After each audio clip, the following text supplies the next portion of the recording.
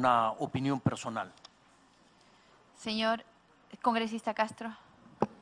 También es necesario puntualizar de que no por el hecho de declarar de interés nacional, de interés público, significa que tiene que hacerse la obra.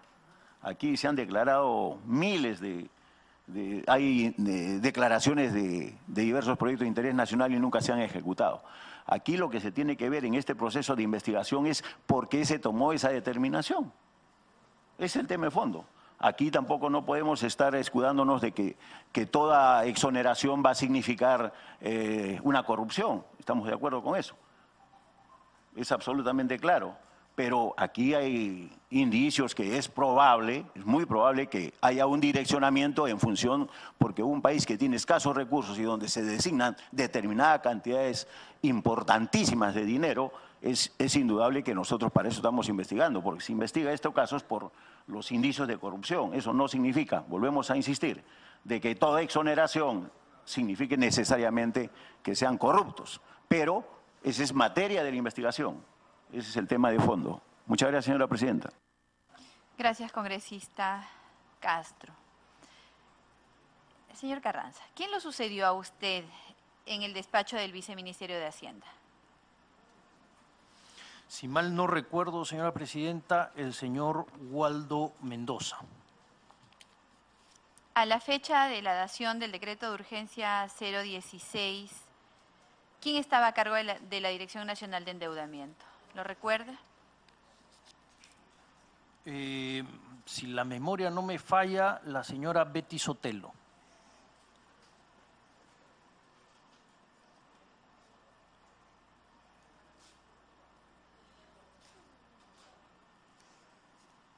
Hemos conocido recientemente sobre algunas estructuradoras financieras que fueron empresas clave para poder diseñar la forma de levantar recursos para poder financiar proyectos. Una de las que hemos conocido últimamente es Westfield Capital, que es una empresa unipersonal del señor Pedro Pablo Kuczynski, entonces ministro de Economía, cuando usted tuvo que renunciar. Westfield Capital suscribió un acuerdo de asesoría financiera con Odebrecht el 1 de abril del 2005. Este contrato estaba condicionado en una segunda parte de los servicios de asesoría a la obtención de la buena pro de la concesión. Resumamos, de acuerdo a lo que hemos podido conocer esta mañana. En el caso de las IRSAs, por ejemplo, hay dos modalidades, hay dos hechos que llaman la atención. El decreto de urgencia que exonera del SNIP para saltar los estudios de rentabilidad social que, como hemos dicho también esta mañana y como se conoce, son fundamentales para determinar si una obra debe continuar o no. Y la emisión del DU 016 que aparta del camino cualquier posibilidad ya que pueda detener este proyecto. Quita las piedras de los zapatos, para citar citas que se han dado en algún otro contexto.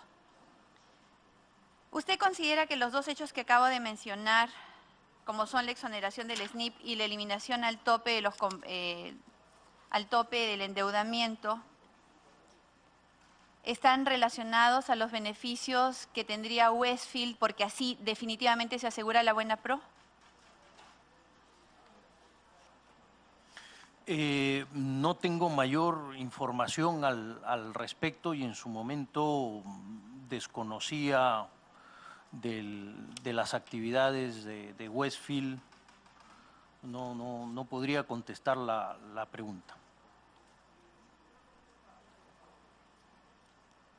Usted ha mencionado que no se le consultó sobre el DU 016 y hemos insistido varias veces por lo mismo.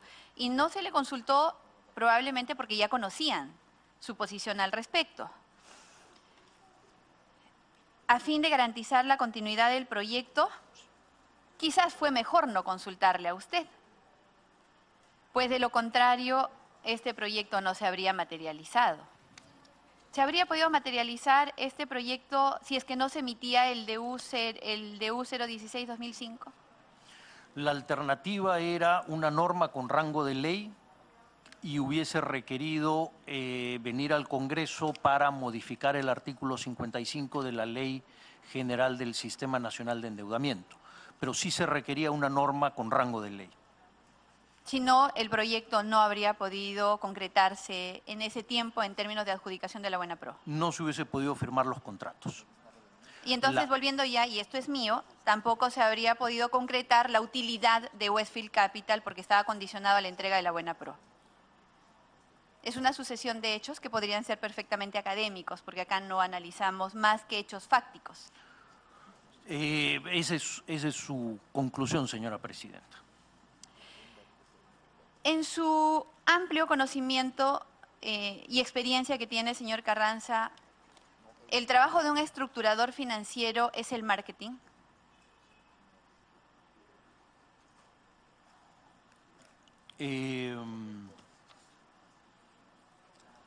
No tengo información sobre qué tipo de marketing estaría asociada a una estructura financiera. ¿Hay relación entre el trabajo de un estructurador financiero por servicio de estructuración financiera y el trabajo de marketing? Depende del contrato específico que se firme, entendiendo bien cuál es el marketing involucrado en el proyecto. Si por marketing involucrado implica establecer una serie de roadshows para convocar a inversionistas, para que fondeen determinados proyectos, si entendemos eso por marketing, entonces sí. Tengo una duda con respecto a las IRSAs, que esperamos nos pueda ayudar a aclarar. Nos encontramos frente a dos modalidades: el pago de los certificados de avance de obra, los CAOs, inmediatos a la presentación de factura, y los pagos mediante certificados de reconocimiento de pago anual por obra con obligaciones a futuro. ¿Existe la posibilidad de un doble pago por la misma obra, si es que tenemos esto? No. Ninguna. Ninguna.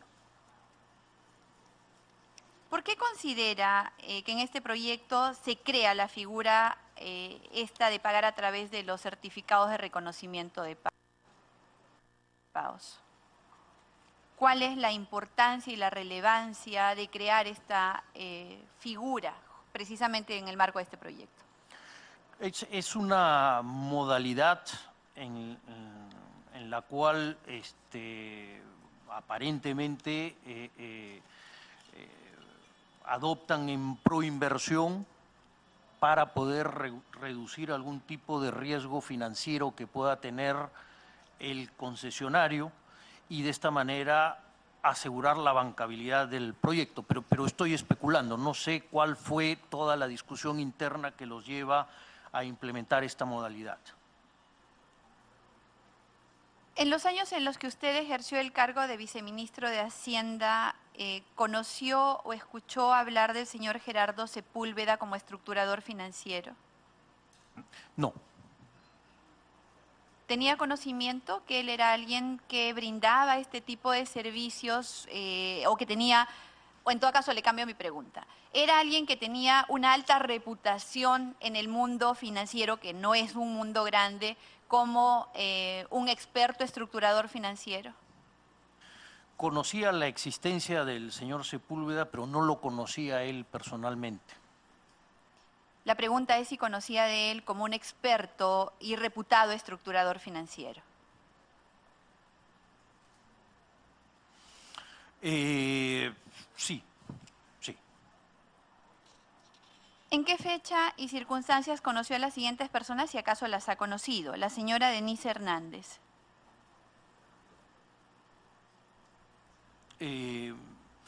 No recuerdo ese nombre. Gianfranco Piero Darío Ferrari de las Casas.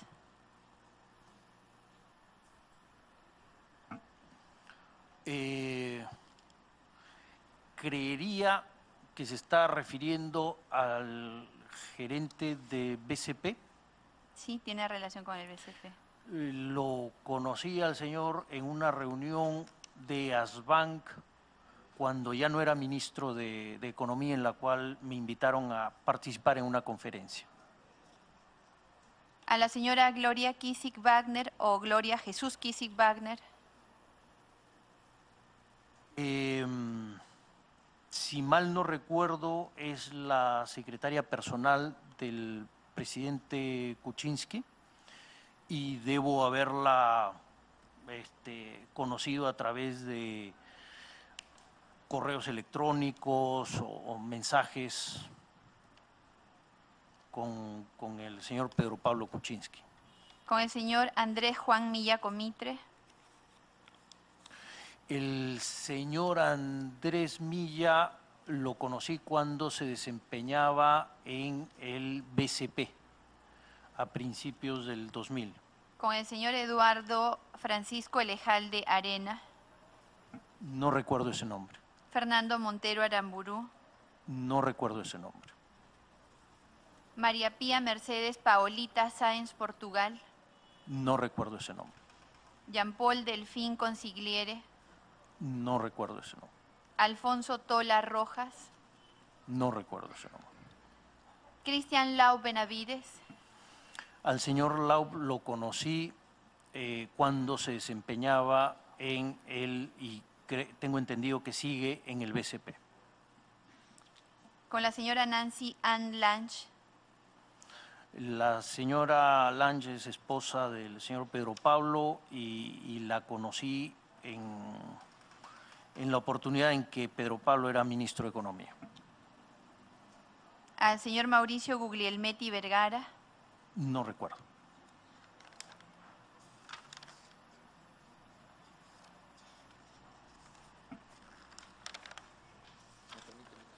Congresista Morales. Para puntualizar nada más, señor Carranza, la adenda 04, ¿no?, de IRSA Norte se firma el 4 de mayo de 2009, cuando usted era ministro. Yo quiero preguntarle, ¿quién era el responsable, nos puede ilustrar, quién era el responsable de autorizar estas adendas y si se hacía estudios técnicos para eso? ¿Y quiénes eran? ¿Quién firmaba? Ministerio de Transporte y Comunicaciones. ¿Me puede dar nombre, por favor? No los conozco.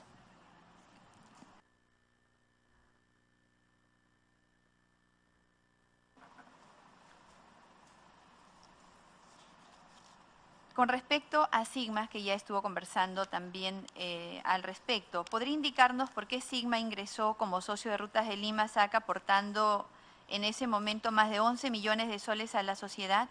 ¿La evaluación económica financiera del proyecto Vías Nuevas de Lima fue positiva? ¿Las expectativas de recuperación de la inversión y de utilidades eran altas? ¿Qué factores fueron los que determinaron que Sigma se involucre en esta sociedad? El objetivo de Sigma Capital era, como mencioné, asesorar fondos de infraestructura. De esta manera se estaba creando una figura de una clase de activos relevantes para poder impulsar la participación privada dentro de proyectos de infraestructura. Evaluamos muchísimos proyectos y, como mencioné, se hicieron inversiones en líneas de transmisión, parques eólicos, generadoras y finalmente en Rutas de Lima. La concesionaria invitó a otros fondos a participar en un concurso y se hizo una oferta que entiendo ellos consideraron suficientemente buena y llegamos a un acuerdo en octubre del 2013. Las condiciones financieras eran aceptables y las tasas de rentabilidad estaban en torno al 12%.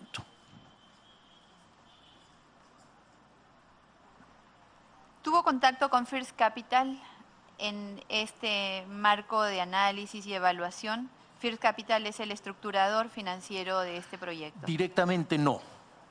El fund manager sigue siendo el señor Gonzalo de las Casas y él era el que participaba en las reuniones técnicas con los estructuradores. ¿Conoció a alguien por parte de First Capital en estas reuniones?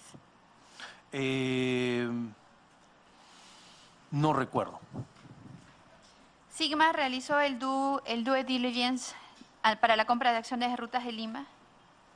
de todas las inversiones se hace la diligencia debida, financiera, legal, técnica.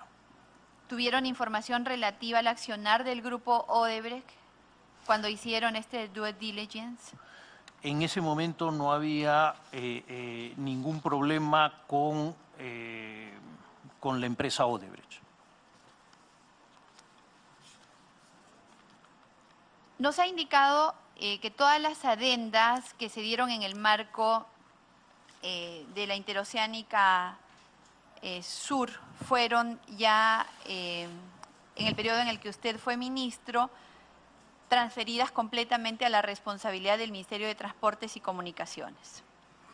¿Usted realizaba coordinaciones con el Ministro de Transportes para garantizar o asegurarse de que estas adendas eran correctas, no perjudicaban al presupuesto del Estado? Las acciones de control están claramente especificadas a nivel de la Contraloría General de la República. No era función del Ministerio de Economía controlar y en atención a lo que estaba dispuesto en el artículo 5º, el responsable era el MTC.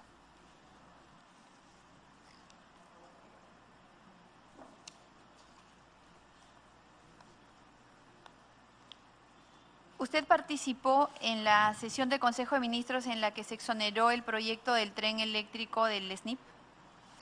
El proyecto del tren eléctrico, como era un proyecto antiguo, no estaba sujeto a las normas del SNIP. ¿Puede repetir, por favor? Sí. El proyecto del tren eléctrico, como era un proyecto antiguo, no estaba sujeto a las normas del SNIP. Cuando se implementa el SNIP, se dice que determinados proyectos y en su momento determinados municipios no estaban comprendidos dentro del alcance de la ley. ¿Alguna pregunta más para nuestro invitado? Congresista Morales. Le voy a preguntar por unos nombres que usted conoce. ¿Conoce a la señora Susana Pinilla? Sí conozco a la señora Susana Pinilla. ¿Su vinculación? ¿Usted tiene alguna amistad? ¿Algo? ¿Y de qué fecha más o menos la conoce? A la señora Susana Pinilla la conozco cuando compartimos gabinete en el gobierno del presidente Alan García. ¿El señor Osvaldo Plasencia? El señor Osvaldo Plasencia habrá participado en alguna reunión de coordinación, nunca lo había visto anteriormente. ¿Edwin Luyo? No recuerdo haberlo conocido. ¿Jorge Luis Cuba? No recuerdo haberlo conocido. ¿Santiago Chao Novoa? No recuerdo. ¿Luis Antonio Mameri? No recuerdo. Gracias, presidente.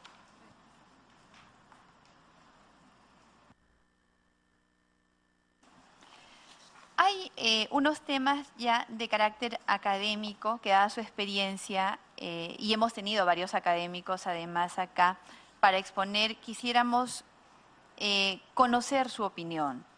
El primero es con respecto al sexto principio constitutivo de la economía social de mercado de no salvatajes con el dinero público. Según Walter Eucken, señala que como contrapartida del derecho a la propiedad, quien tiene derecho a gozar de sus beneficios que el Estado le otorga con el acceso libre a los mercados, también debe hacerse cargo de sus pérdidas. Incluye la responsabilidad por daños resultantes de su actividad económica que no deben ser transferidos a terceros o a la sociedad. La Constitución Política nuestra, en su artículo 58, señala que la iniciativa privada es libre. Se ejerce en una economía social de mercado. Bajo este régimen, el Estado orienta el desarrollo del país. Es un mandato constitucional que se tiene como Estado.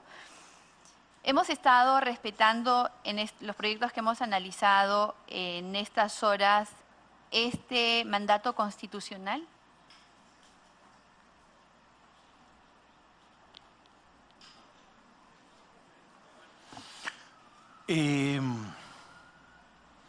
Las decisiones de realizar determinada obra de infraestructura y la modalidad que se escoja,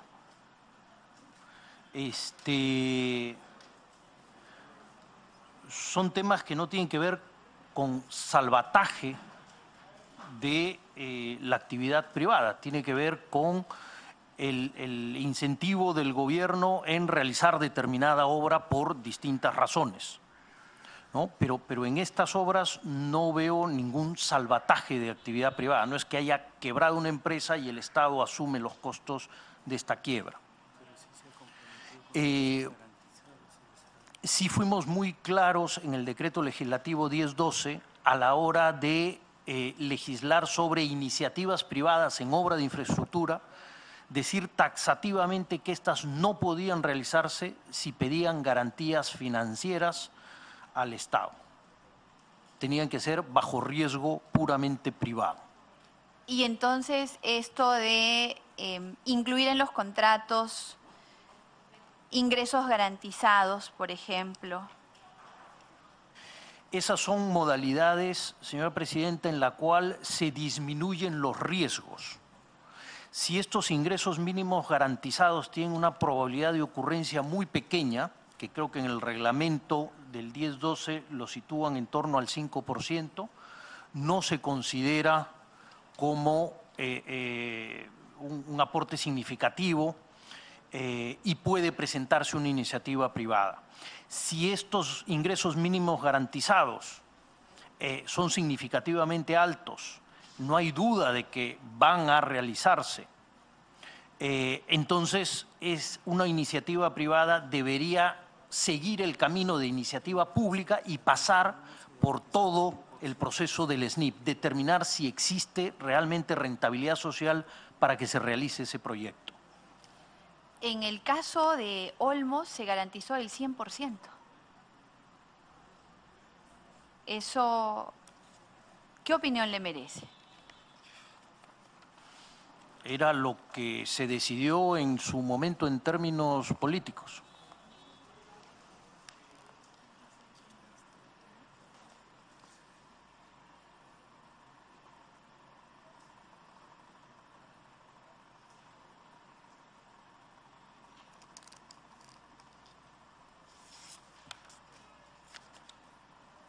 Nosotros, para complementar algunos temas que se derivan ya de su participación en esta sesión, solemos enviar preguntas por escrito. Hay algunas que se les vamos a enviar a fin de que pueda contestarnos de esa forma, dada la agenda que usted tiene además y que no nos permite administrar de manera más cercana su tiempo. Así que quisiéramos comprometerlo a respondernos temas por escrito. Muchísimas gracias. Si tuviera Presidenta. algo más que añadir ante esta comisión, señor Carranza. El congresista Castro tiene algo más que decir.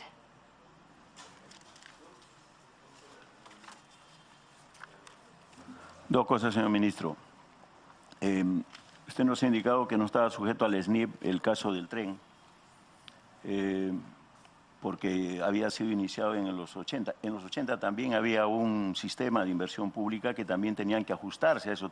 Tampoco, en todo caso, si era antes también debió de aplicarse por lo menos la legislación anterior, que inclusive era tan rigurosa que después incluso se quejaban de que era mucho más rigurosa que el propio SNIP.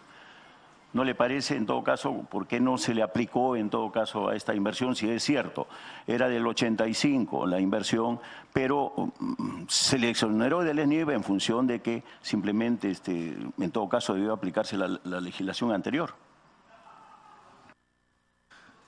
Esa fue una decisión que se tomó a la hora de publicar la ley del Sistema Nacional de Inversión Pública, donde se dejaron fuera de la competencia de esta ley una serie de obras, no solamente esa.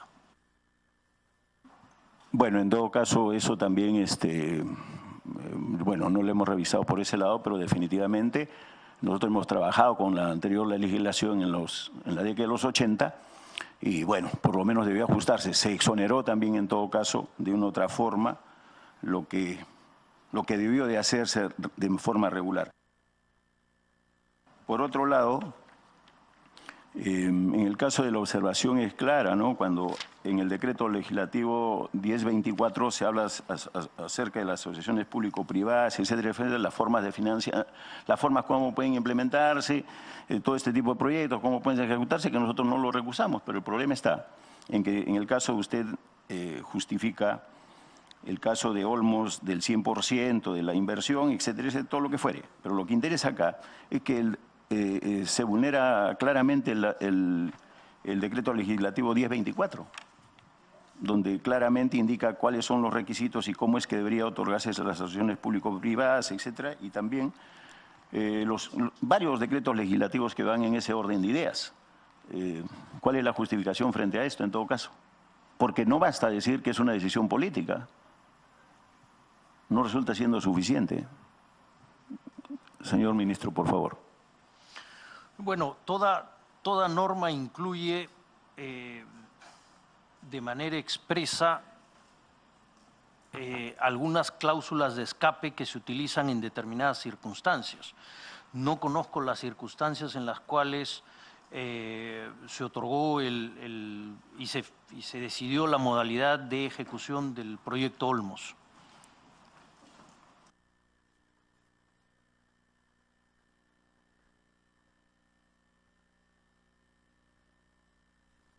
Congresista Castro, ¿ha terminado?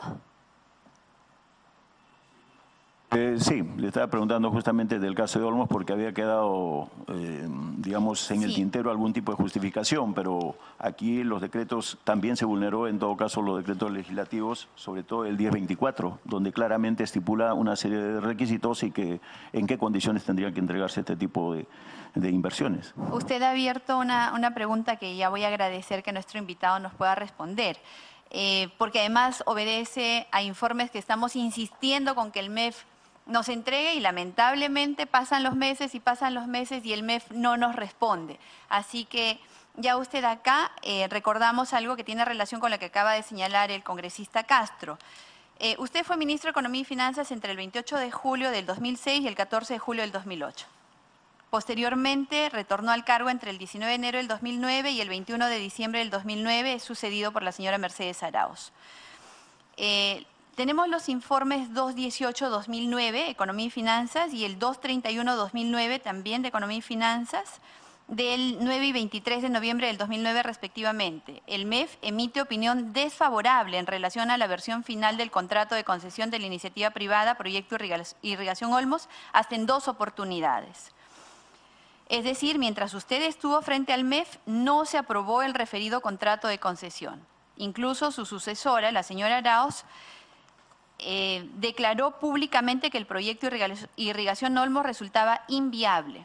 No obstante, mediante informe 095-2010, del 10 de mayo del 2010, esta entidad otorgó finalmente opinión favorable a la versión final del contrato.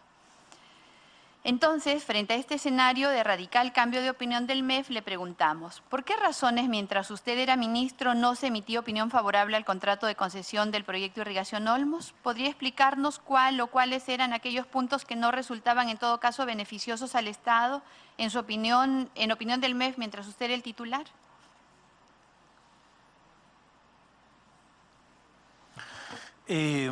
En términos muy generales, señora presidenta, porque sobre ese aspecto no me había preparado, de lo que se trataba era de conseguir condiciones en las cuales la primera fase del túnel que había sido hecho con financiamiento público pueda ser recuperado. No conozco los detalles de la negociación de los contratos y no conozco las condiciones en las cuales se emite la opinión favorable en el año 2010.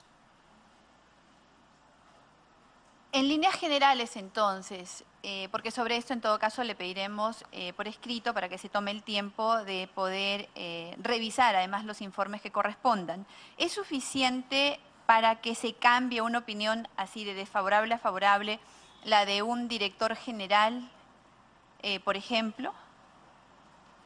Existen informes técnicos que sustentan las opiniones de las direcciones generales. Desconozco los informes que se presentaron el año 2010 que llevan al cambio de opinión. ¿Usted recuerda al director general de Asuntos de Economía Internacional, el señor Javier Roca Fabián?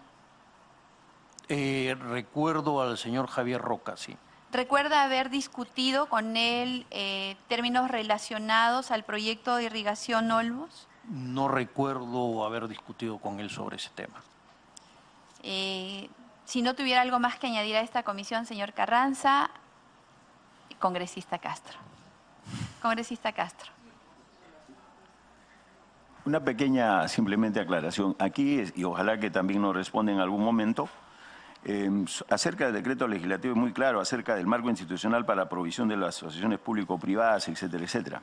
Y en este caso, el artículo 9 prácticamente ha sido vulnerado, ¿no? Los proyectos de inversión, hay toda una secuela de situaciones en las cuales prácticamente estamos dejando de lado.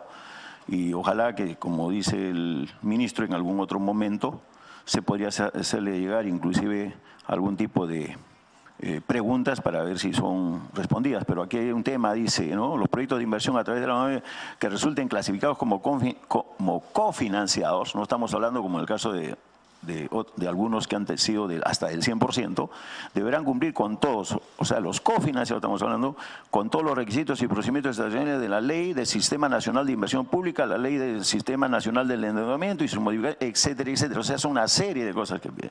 Y si nosotros hemos venido vulnerando, es simplemente algo ha pasado ahí, ¿no? Es una materia también de la investigación, señora presidenta. Muchas gracias, señor ministro. Muchas gracias, señora presidenta. Señor exministro, ¿tiene algo más que añadir a esta comisión, señor Carranza? Nada más, señora presidenta, agradecerle la invitación y a su disposición para aclarar cualquier duda futura. Sin duda le vamos a requerir ampliación sobre los temas que hemos tratado. Señores congresistas, consulto el trámite de dispensa de la aprobación del acta a fin de tramitar los acuerdos adoptados. Los señores congresistas que estén a favor, los que estén en contra, los que se opongan, la consulta de dispensa ha sido aceptada. No existiendo otro tema que tratar, se levanta la sesión, siendo las 12:23 de la tarde del día viernes 2 de marzo del año 2018.